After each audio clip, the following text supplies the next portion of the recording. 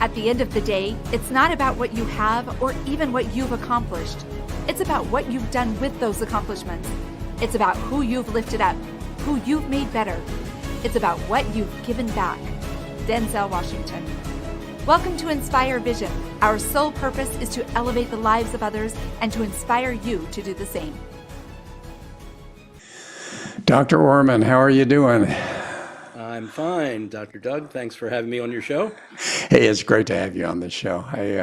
This is going to be really interesting because I've talked to a few people about how those emotions really create a response of anger and frustration and so forth. So I think this is going to be really a great conversation, but I'd like for you to share with the audience your background and how did you end up getting to the point where you got involved in this area and wrote your book? Yeah.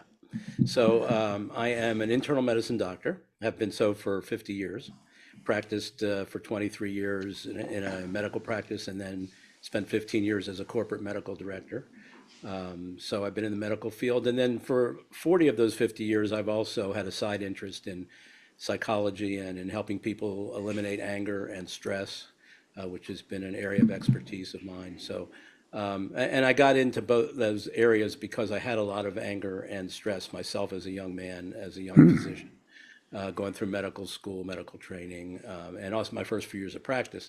I used to get angry all the time. I used to get angry at my patients if they didn't follow my advice. I'd get angry at the drop of a dime. I don't know if you ever saw John McEnroe play tennis in his heyday. Yeah. And I took up tennis in my late 20s, and I was literally not tennis wise, but anger wise, I was literally like John McEnroe on the tennis court, smashing my racket, yelling at myself if I had missed a shot, and annoying the people playing, on either side of me, and I just couldn't control it, and it was really it felt horrible, I was successful professionally, but personally I didn't feel successful because I had a lot of anxiety, I had a lot of anger. My relationships all failed one after another, and I couldn't fix any of those things. And I was used to fixing things. If there was a problem, I figured out a way to solve it. So that drove me to go into personal development work because I tried all the standard anger management, stress management stuff. It didn't help that much. Every day I'd still wake up, be the same angry guy.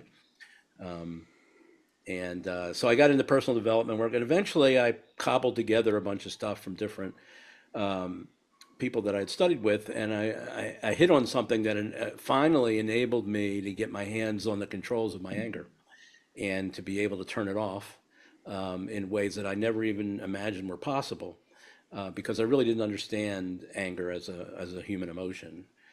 Despite all my training and even dabbling in psychology and all that stuff, I still had big blind spots as to what was really going on. And once I figured out what was going on, then I was easily able, not easily, but I mean, it took a little while, but I was eventually able to get rid of most of my anger. And then I started teaching people how to do the same thing because I knew it was so important as a doctor. I knew the anger was so very important for people's health and well-being. So I needed to share these insights that I had. Well, and let's talk about that for a minute because when we talk about stress, we talk about anger. What happens to the body system and what does that create that can cause all sorts of physical ailments?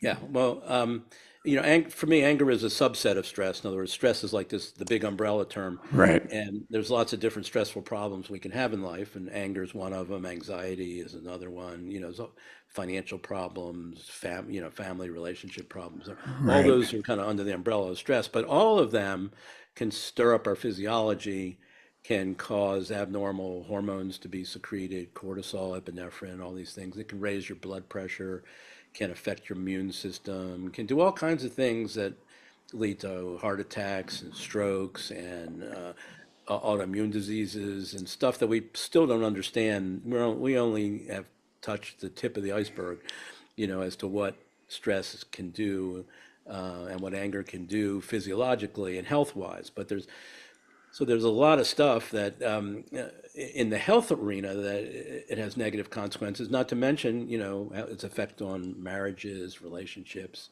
with our kids, and just all kinds of things, your career, decision making, getting addicted to substances, having accidents. There's so many different, downstream negative consequences of having a lot of anger and stress, that it's a big health problem. And most physicians are really aware of it, and other health professionals are aware of it.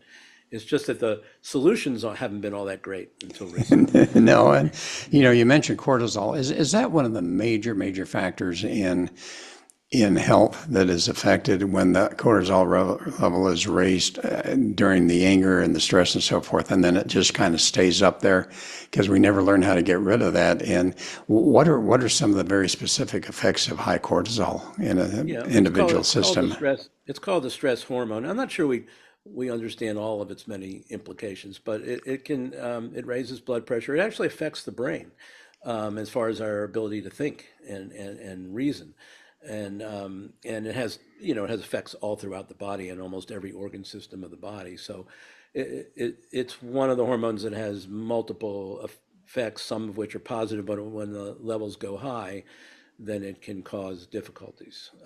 It can raise your blood sugar. It can aggravate diabetes. There's a whole bunch of things that it can do that are not, do not promote our health, but actually detract from our health. Well, and the reason I ask that is because I know that oftentimes as the audience is listening, there's those, and I've done this not with anger, but with other things, and I hear something and I go, yeah, well, that's not me. And, and so we talk about anger, and I'm sure some of the people out there are saying, no, I don't have anger, or I don't have stress, and yet they're experiencing some physical ailments. And Yes. I think it's important for people to understand that their health literally is affected by Yeah. these emotions, by these situations. So you ended up writing a book. What's the name of your book? The most recent book that I wrote is called Dr. Orman's Life-Changing Anger Cure. And what I do in that book is I have a coaching program that I take people through. It's a 10-session coaching program I can do over Zoom, 10 one-hour sessions. And it literally can take people who've been angry all their lives and nothing's helped them, and they've gone to therapy and they've gone to anger management. They're still angry. And in 10 one-hour sessions, I can show them a whole new way of understanding anger and dealing with it, so that at the end of those 10 sessions, they have a lot more control over their anger than they ever had before. Many of them stop getting angry at things that used to trigger them all the time. They just have a completely new understanding of this very common human emotion, which we've been struggling with for thousands of years.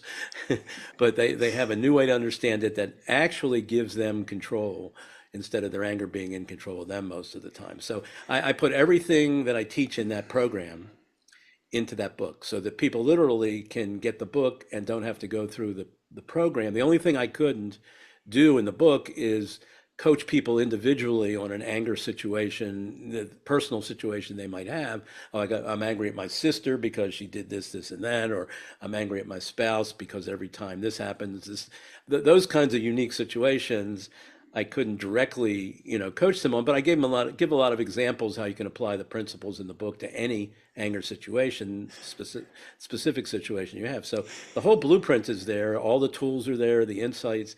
You can literally take that book and change your life with regard to anger, so that you have much less of it and you have much less of the negative consequences from it. Okay, so what came to my mind immediately was the saying, since, we're both doctors, physician, heal thyself. Yes. And you know what? Think about it. How many times when you've had if you have had any serious situations or even reasonably serious situations, have you healed yourself versus going to another specialist to get some help? Well, that's where this all came from. It came 40 years ago. Like I said, I had a lot of anger in my 20s and 30s, and went through personal development, and I figured out, what I was missing, what I wasn't understanding about anger, and it surprised the hell out of me that I was able to turn everything around. Because if you'd asked me back then, did I ever see a possibility that I would stop being an angry person, or that I have much less anger than I've had over those last couple decades, I would have said, no, that's just who I am. That's my personality. I don't think it's ever going to change. And that's only because I didn't really understand the process of how anger Yeah. gets generated inside all of us. And so once I figured that out, and applied it to myself, literally, I healed myself first. And Okay. once I saw that it worked, I said, well, I got to get this out into the world. I mean, this is really an important health problem that people need to know. There's some answers for now, that can really make a difference. And that's when I started writing and teaching and doing workshops and speaking. And I've been doing that for 40 years on anger and stress, to just share what I learned with people that helped me with my anxiety, with my relationship issues, with my anger issues, all the stuff that I figured out how to finally, conquer, that I kept Well, knocking my head against the wall all those years. yeah, and as we're seeing now, I mean, I opened up the news just a while Hmm. ago. Hmm. The anger Hmm. that is existing on the campuses, Yeah. the anti-Semitism, and that's just one area Yeah. of anger that we see. What, why is there so much of this unnecessary anger and hatred and violence in the world? What's going on in your basic opinion? In my opinion, with what I've learned, um, worldwide, there's a basic misunderstanding of where anger comes from. We don't really understand why we're feeling angry. We think we understand. We look at the situations outside of us that bother us, that trigger us to get angry, but we don't really understand how the anger gets generated in our body from that. We think it's like a direct cause effect, one causes two, because we see the things we don't like, we feel the anger immediately. It looks like it's a direct 1-2 cause effect relationship. So that's the model that common sense wise we have about where our anger comes from. And what I discovered 40 years ago, to my surprise, is that anger is generated by it's a four-step process. It's not a two-step process. There's three causes and then the anger. But two of the three causes are invisible. They're because they're inside of us. So there's the thing in the outside world. There's what the Israelis are doing, what the Palestinians are doing, whatever it is, what the government is doing. So it's the event. Well, number one is the The event. event or whatever, what our spouse said, what our boss did, whatever, Yeah. all that stuff, and then we feel the anger. But there's two steps in the middle that are inside our bodies and our brains, and we don't understand that, and we're missing two of the three critical puzzle pieces to understand where our anger is actually coming from. And that's why people can't control their anger or can't do anything about their anger, because they're totally in the dark and they've really been badly educated and badly informed. You talk about misinformation. Everybody talks about misinformation politically, but there's a tremendous amount of misinformation in psychology, in health fields, where people just don't understand the reality of why things happen. And our emotions is one of the biggest areas where there's a lack of emotional intelligence. Even the emotional intelligence movement lacks intelligence in terms of understanding why emotions occur. I've seen very little good, solid, helpful information from the emotional intelligence crowd. There's a lot of talk about, well, if you handle your emotions well, you do better in life, which is true. But they don't tell you, well, if I'm a person that doesn't handle my emotions well, how do I get to be a person that does? They're not very good at that. Okay. Well, And and yeah, that's what I like to teach people how to do. Go from being not so good to being fantastic at handling your emotions. Yeah. and I love that. It's interesting how, and I'm sure you observe this in the area of medicine that you were involved in, that so often there are common misnomers about a particular issue, a particular health issue. And yet some people, for instance, in my dental practice, and I share this a lot, that I actually studied with President Kennedy's personal physician on treating head and neck pain. And it was fascinating because in dentistry, they call it TMJ. And you may have heard that terminology, all right? Sure. So people would walk into my office and go, "Oh, doctor, I have TMJ." And I'm looking at it and I'm going, "Well, wait a minute. No, you have two TMJs. You've got one on the right and one on the left. What's your problem? What's the system? What's the symptom that you're experiencing?" And so then they talk about headaches or whatever that happens to be. And it's only then that I can get into saying, okay, let's discover whether it's a neurological issue, whether it's a muscle issue, or whether it's a skeletal muscle issue, whatever it is, and then get in and help them with that. And so often, do you see that happen? Did you see that happening a lot in internal medicine, where you would see that same kind of thing going on? So I find it fascinating that you talk about the fact, and you're right, so many people that talk about emotional intelligence and all of that type of stuff just get on this bandwagon and they don't get to the real causation, the root Yes, cause. yes. So, number one, what is one of those root causes that are totally unknown to us subconsciously?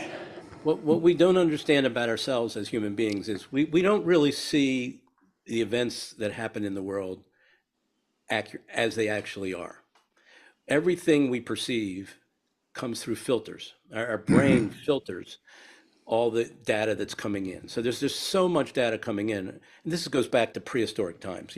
There's just so much data coming in that the brain can't process it all. So it had to kind of chunk it down, simplify it, make it into some, you had to make quick decisions. Do I run? Do I stay? Is this dangerous? Is it not? And the brain just had to chunk things down enough so that we could make decisions and stay alive. Okay. But we've inherited that mechanism where the brain doesn't just perceive things accurately, it leaves out a lot of stuff and it reduces stuff and simplifies stuff, like cause effect relationships, for example. The brain wants to simplify that to, one causes two. And in real life, there can be a whole bunch of causes involved simultaneously, but our brains can't capture it all very easily unless we stop and really deeply think about it. But anyhow, so we're programmed, automatically programmed to see things not as they really are, but in distorted sort of ways based on the different filters we have. And as we go through life, we each develop our own set of filters because based on our life experience. But some are cultural, some are social. They get ingrained in us. And anger actually, most emotions come from different sets of filters that we view life through. And if you believe that what you're seeing is true through those filters, then you get the appropriate emotion. So there are three filters, primary filters that cause anger. In other words, there's three ways you have to be looking at things in order to feel angry. And you have to believe each of those three things is true. And if you do, then you get angry. Okay. And they're not very different. They're not very, you don't have to be a psychiatrist. No. You and I as doctors and dentists, we can even understand. So Yeah. it's very simple. Very simple. The three filters are, first you have to see something as somebody doing something bad or wrong they shouldn't have done. So, we don't get angry if we think somebody's doing something wonderful or terrific or Right. fantastic. Okay. So immediately we have to see it as bad and wrong. We have to see some hurt or harm or negative impact coming from that bad and wrong behavior. Okay. And the third thing is we have to see that person who's doing, or thing, could be your computer that you're angry at, it's doing a bad and wrong thing, it's not working properly, whatever. We have to see that entity that's doing the bad and wrong thing as being pretty much unilaterally or 100% responsible or to blame. So we have these very narrow blinders of blame where that's all we focus on is what that person did or didn't do. And that's the story that we tell ourselves. Somebody did something bad and wrong, somebody was hurt or harmed, somebody was to blame, and then we get angry. Okay? Okay, and I want to stop you there for a minute because as you brought up in the first place, that's totally based on their perception, is it not?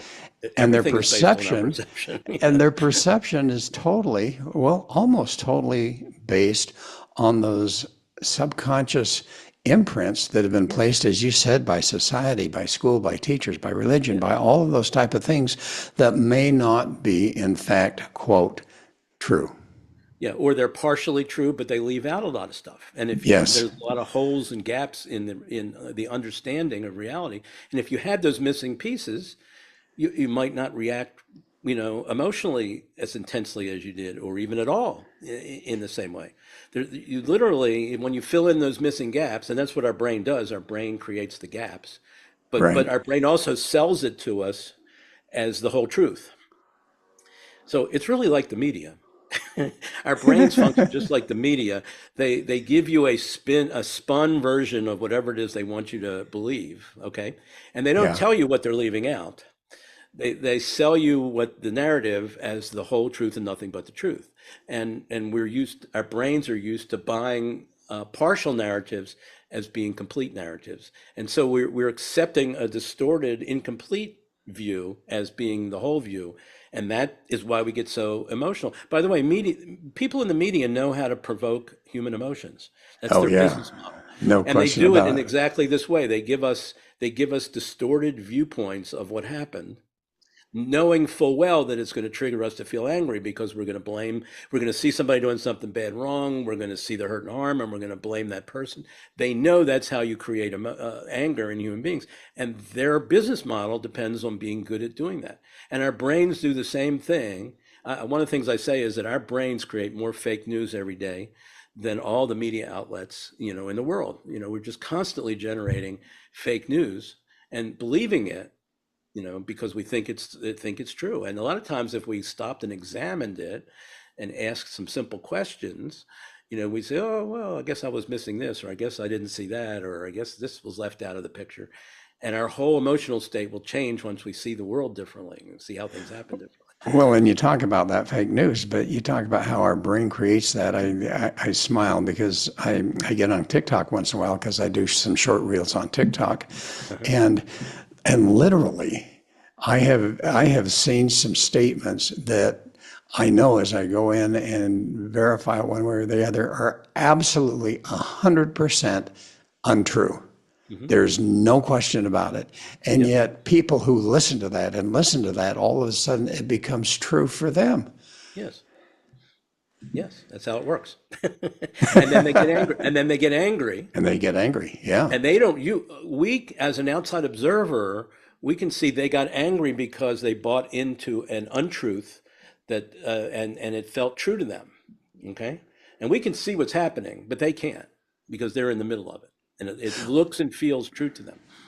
Well, and as we talk about the world situation right now, and I see this a lot in even smaller situations, but you have certain people that really get angry, all right, Hmm. for whatever reason, and then they are able to instill anger in others to the point that you get a crowd anger. Yes. Well, they're just fortifying and reinforcing the filters that somebody did something bad and wrong. So they tell you all the bad and wrong things that they did. They point out all the hurt and harm and damage that was done by their bad and wrong behavior. Okay. And they tell you that these people are 100% responsible to blame. Nothing else was involved. It was just them. And they know that that's just like the media. They know that if they keep giving you that narrative, it's going to create anger in you because that's how we generate anger as human beings. But nobody's ever told us or taught us that that's how anger gets generated. I went through 7 years of medical education, never a whiff of any of this Yeah, stuff. I did I I did a know. lot of psychology study on my own, never really encountered this kind of understanding, and had to hit on it upon it on my own, fortunately. And then once you see how your anger is being generated inside of you, you can do something about it. I'll give you an example. My wife and I are about to celebrate our 40th wedding anniversary, which, by the way, would never have happened had I not figured this anger stuff out, because every one Okay. of my relationships until my mid 30s crashed and burned, spectacularly a lot because of my anger issues. But anyhow, Right. so by the time we got married, I had gotten rid of most of my anger. My wife didn't have a lot of anger. So consequently, we never had a lot of anger in our relationship. We didn't get into fights. We didn't get into knockdown, drag out arguments. We didn't have any of that stuff. But early on in our relationship, there was this one weird situation where we would start to fight with each other. And it was so unusual for us that it stuck out like a sore thumb. I mean, if you're arguing all the time, you wouldn't notice it, but we weren't. So the one time we started arguing, it was like, what is this? And it turned out it was only on car trips, if we went on a car trip somewhere. And even more interesting, it never happened on the drive to our destination. We never got into arguments when we were at the place that at our destination. It only happened driving home. Oh, wow. And usually I would be driving, and we'd be driving home, and somewhere along the way, my wife would say, "Oh, there's something over here I'd really like to go see. It's only like an hour off of our path. I'd really like to go see it." And I would go like, "No, we're not doing that." And she would go like, "What do you mean we're not doing that?" And I would say, "No, we're not doing that." To me, so I saw her wanting to deviate from the straight path home as being a bad and wrong thing that she was doing. Okay, because in my family, when we went on car trips and when we left, we drove directly home. We stopped for gas, for food, but we never Right. would deviate. Her family was completely different. They would always go off path and do these side trips and everything. So when she asked for that, to me, it was like a wrongdoing, you know? And I would have a tone in my voice. I would be upset and angry, and she would perceive that. And then she would wonder, well, why am I, you know, she didn't deserve that. And then she would get angry at me. And then, so once I went back and I said, okay, let me see what's happening. Okay, I'm angry. Let me look at the first filter. Am I thinking she's doing something bad and wrong? Yes, I'm thinking she's doing something bad and wrong. Now I ask the important question. Is she really doing something bad and wrong? In truth. And the minute I asked that question, I said, well, not really. She's just wants to do something differently the way I think it should be done. But if I ask myself, is it really wrong? No, it's not really wrong. It's just she has her preference, I have my preference. Neither one's right or wrong. And once I saw that I kind of automatically, my brain automatically judged her as being wrong for asking to go off course. And I saw it wasn't wrong. It was just her preference. The minute I saw that, I said, okay, this is a stupid thing for me to get angry about. You know, she's not wrong. It's just she has her preference, I have mine. It's a marriage, you know, we support each other, we try to make each other happy. So from that point on, my whole view of that situation changed. So every time she wanted to deviate from where we were going, I would say, sure, honey, if you want to go there, let's go do it. Because my view of the situation had expanded and changed, it became more truthful. And I no longer saw her as committing a wrongdoing that was somehow negatively impacting me. I saw it as, well, it's just a difference of preference. And fundamentally, so I eliminated completely for the rest of our 8.5 years, whatever it was, we never have that argument anymore because I never look at the situation the same way anymore. I've completely eliminated that anger episode, which was one of the few ones that we had. And that's what's possible for all of our anger. If you can see beyond that initial knee-jerk perception where you see somebody who's doing something wrong and hurting and harming and being responsible, there's lots more stuff that gets left out from those three narratives. If you can fill in some of the gaps, the anger will diminish and sometimes completely go away. Okay, so you had mentioned two. Did that include both, or is there another element here that is subconscious that we're not even aware of? There are two. Good thing. Okay. Yes. So the first one is the first invisible cause. I remember I said there's 3 steps and then the anger. Okay. It's not one step and then the anger. It's one step followed by 2 more. Those 2 are invisible, and then the anger. So it's a 4-step process. The first one of those 2 steps is the filters. Okay. That I just explained. Okay. And people should really take this and write them down on a Post-it note, on a sticky note. Somebody did something bad and wrong they shouldn't have done. Somebody was hurt or harmed or negatively impacted. And the person who did the wrongdoing was 100% responsible or to blame. Every time you are angry about anything, big anger, the kind of road rage, punching a hole in the wall, down to I'm just annoyed, I'm irritated, I'm standing in line, things aren't moving as fast as I'd like. Any range of anger whatsoever always comes from those 3 filters. You're always looking at the situation from those 3 filters. So it's the 3 filters.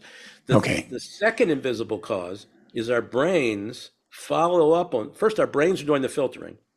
And then our brains say to us, there's no filtering going on. You're perceiving what's true. Our brain stamps it as true and sells it to us as true. And usually we buy it, okay? So our brain is not letting us question or try to see past whatever the filters are telling us. It's saying that we're true. And you want to know what's even worse?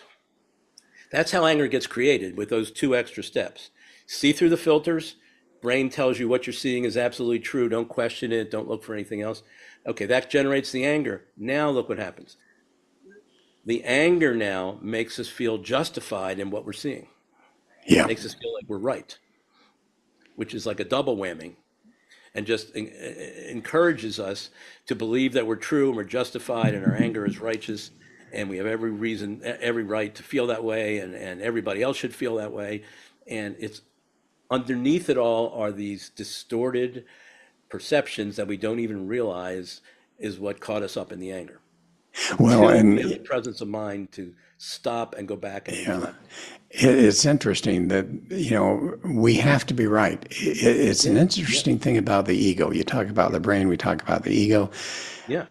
people have to be right, and that can be such, as you bring up, that can be such a dangerous Yeah. But, attitude to but have, and remember, yet it it's evolved. something that we all have. It evolved that way because it kept us alive. Yes. Because we had to make these quick decisions, these either or, right, wrong, harm, no harm, and we had, whether we were right or not, we had to believe we were right because we had to act. Right. And it's better if if you mistakenly think there's a saber-toothed tiger and it's just a bird rustling the branch near you, and you run, okay, you're alive. You get to play again. But if you make mistake the other way and you say, "Oh, I'm going to poo-poo, it's no big deal," and then it turns out to be a saber-toothed tiger, you're gone. Okay, so this needing to be right um, had survival value, which is why we've inherited it today. And so it has benefits, but it also, like we're talking about here, it has huge problems associated with it too. It causes a lot of unnecessary suffering and angst and anxiety and anger and guilt and all these other things because we think we're right about our perceptions, and a lot of times we're not. Okay, so we go through that whole process. We go through the filters. Our brain says, yeah, we're right. Uh-huh. What brings about the behavior that exhibits the anger? Because sometimes there's no outward behavior. A lot of times it's just that Yeah, internal, the cortisol level yeah, rises and on and yeah. so forth. But in most cases, as you said, in most cases, people get angry, they shout, they yell, they hit, they do whatever that happens to be. What brings about that type of activity from that anger that their brain has identified? It's the same thing. It's conditioning. Okay, so and each person is different. So it depends on the family you grow up in, depends upon how anger was treated in your family, in your community, and your peer groups, whatever. Some people learn to not express anger, that it's dangerous. Okay, some people learn, to let it all out and just release it. But the thing you have to realize, the thing is, these are questions that come once the anger is built up already. Right. Then there's the question, well, okay, what do I do with it now? How do I express it? Don't I express it? If I do express it, how do I express it? If I don't express it, what do I do to keep that from bottling up inside of me and causing other problems? So these are all things we've developed solutions for, lots of time individual solutions for, and then those become programmed as our patterned habits of behavior in responding to anger when it builds up inside of us. What I like to do is what we're talking about here is showing people how to stop the anger from building up inside of you so you don't have to worry about that downstream, those Uh, problems, Good the point. cycles. Get If you're get not the get generating the it, then yeah. you don't have to worry about any of that stuff. Get the root cause handled, and you don't have to worry about the rest of it. That's Yeah, interesting. So yeah. you shared, and I appreciate the transparency of you sharing your experience with your wife. What are some of the other examples you've had with clients that have really been, really interesting that you could share? Well, years ago, I had a guy that came to me, a small business owner, a lot of anger, a lot of stress, and he had seen two prominent mental health professionals in our area, a stress management psychologist he worked with for 3 months, couldn't help him. Finally, threw up his hands and said, "You need to see a psychiatrist." Wasn't happy about that, but he went to see the psychiatrist. After 2 sessions, the psychiatrist kicked him out, said, "You don't really have what it takes to do well in psychotherapy. Go back to the psychologist you were working with." And then finally, out of frustration, a friend referred him to me, and I started working with him. And in just 5 sessions, he started to see improvement in his anger and stress for the first time in his life. And he was a guy who was totally written off by traditionally well trained, very successful, prominent mental health professionals. They just didn't have this particular understanding of stress and anger that I had.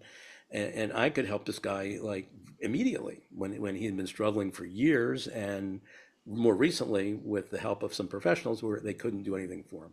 And it was all because they had the traditional stress management sort of mindset, and I didn't.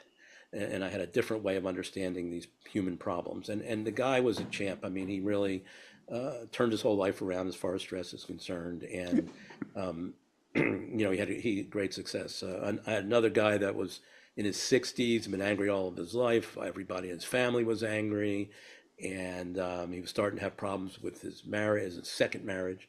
Starting to have problems. He finally came to me because his wife gave him an ultimatum, and he came to me and told me about this history of whole life of anger. And I said, "No problem, we can fix that." And so he went through my 10 session program. The guy was like a completely different human being. I mean, he didn't even get angry on the golf course anymore, where he used to always, yell and scream if he hit a bad shot or something like that. He stopped doing that. His wife was just amazed at how much he changed in a short period of time. I mean, these changes are entirely, if you have the right understanding and you have the missing puzzle pieces, which most people don't have, even many people in the anger field don't have them. Okay. Yeah. When Yeah. you have the right pieces and you have all the pieces of the puzzle, it's easy to figure out solutions and to help people. Well, and one thing that comes to my mind, and I'm sure you're aware, I interview a lot of different people about a lot of different things, and you're hitting on some very interesting points. One of the first things you talk about is with those filters. And oftentimes those filters are really a result of our perception, which is a result of those subconscious imprints that have been placed on us as children. And, Yes. and obviously, as we grow older, they still get there. So, have you found, because I haven't heard you talk a lot about, what a lot of people do is getting in and talking about those subconscious belief systems and so forth, and somehow figuring out how to root those out or let them go. What have you found in your experience with the methodology that you're using in teaching people, which they're seeing incredible results with? What happens to all that subconscious stuff? I don't have to get involved with that. I assume it's there. I agree with you. It's there probably, but I don't need it to relieve them of their anger. All they need to know is those three filters. And they're the same in all. That's part of the unconscious programming that we all get stuck with. Is somebody did something bad, wrong, somebody was hurt and harmed, somebody was unilaterally to blame. We have those three prominent, conversations going on all the time, and all people have to. And it doesn't matter where they came from or how in that individual they got cemented so strongly. That's what's causing their anger. However they got there doesn't really matter in the sense of now this is what you're stuck with. Every time you get angry, these three filters got activated. Now the question is, what can I do about those three filters? And that's where you need to step in and start questioning them and start telling the truth. And it doesn't matter what your past history has been or how they got there. There are problems for you right now in the moment. Are they true or are they not true? And you have to figure that out each time, and you have to ask those questions each time. And that's really what relieves the anger. So you don't need to process all the who struck John and how that's, who dropped you on your head when you were 3 and all this kind of stuff, because it still boils down to, is it true that they did something bad wrong? Is it true that negative, hurt and harm was occurred? Is it true that they were 100% responsible, unilaterally to blame, or were there other causes involved? And those are the questions you need to keep wrestling with. Okay, And and so really this is focusing on anger, because this is obviously, purely on anger. But you know what? You yeah. can do the same process on any other emotion because they all come from a small set of filters. If you just know the filters that produce anxiety or that produce guilt or that produce frustration and produce sadness, it's the same process. The filters have distortions in them. The distortion, you're assuming that they're not distorted, but they are. And it's your distorted views that are causing your emotion. Now you got to figure out what's really true. When you hit on the truth, boom, the emotion goes away. Okay, You don't so have to you you don't have to really become manage anything. mindful. You don't have to Yeah. punch anything. You don't have to run 5 miles. You don't have to do deep breathing. You just get in touch with the truth about what really happened as opposed to what your filters are telling you happened. And then the emotion dissolves. Okay, and it really boils down to really being aware, conscious, Yes. mindful of Yes. those things. And when that happens, I find this fascinating. And And that's why I recommend it. I say you should write these down on an index card because you won't see them. They're invisible. But you can now have a prompt. Every time you get angry, you can pull out the index card. Not in the middle of when you're angry, but I mean when you're thinking about it later on. Pull out yeah, the index card. Okay, these are the three filters that got triggered that caused my anger in that situation. And you can practice remembering it. It's like training wheels. You can practice remembering. After a while, you don't need the card anymore. Okay, I got angry. Now I know I got angry. that And tick them off. 1, 2, 3. that's great. So as we close up today, if there was one message that you could share with the audience that you'd like to share with them that could have an effect on them, what would that be? Yeah, I think the main thing is not to get trapped in the myth that kind of once an angry person, always an angry person. It's not true. We stay angry not because it's part of our personality or because we're always going to be that way. It's because we're lacking the two of the three critical puzzle pieces. And if we understood those well and knew what to do with that information, we could get rid of our anger, even if we've been like the 66-year-old guy that I mentioned, angry all his life, eventually, very quickly, went to the other side and stopped being angry. It's possible for all of us to do that if we just have the right perspective, which is what I talk about in my book, and I give people the whole 9 yards of how you do it, how you understand it, where it all comes from, what you can do with those knowledge of the three filters and everything. It's literally anyone can get that book and read it and release themselves from a lot of the anger. And this could be anger you've been holding on to for years. Right. Grudges and chronic resentments from past failed relationships, or how your parents treated you, or how your ancestors were treated. All that stuff can be released if you're able to get in touch with the distortions that your filters are creating. Okay, so let's talk about the book again. Dr. Orman's Life-Changing Anger Cure. Where did they find it? It's on Amazon right now. They can just look under Life-Changing Anger Cure. They'll find it. Okay, and how do they find you?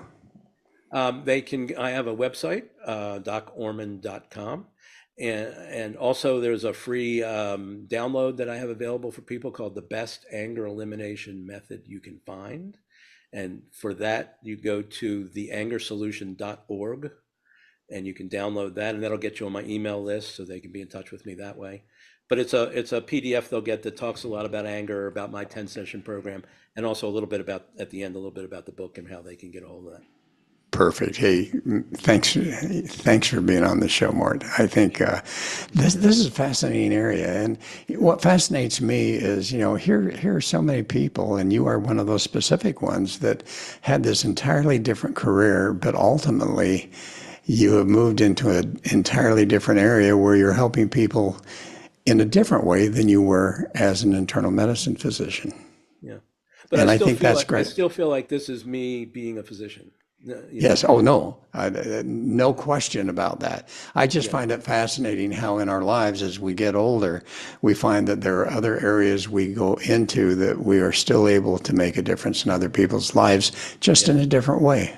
Yes. Yes. Yeah. Anyway, folks. I feel blessed that now that I'm no longer practicing medicine and patching people up I still have the opportunity to impact their lives, improve their health and their well-being. And it's still great that I can continue to live out that mission. Absolutely. Hey, well, folks, thanks for listening. I hope you'll take this to heart, get a hold of that book. And if you're experiencing the anger, here's a solution to get rid of that. But even more importantly, get rid of that and start to be even healthier. So this is Dr. Doug saying have a great week.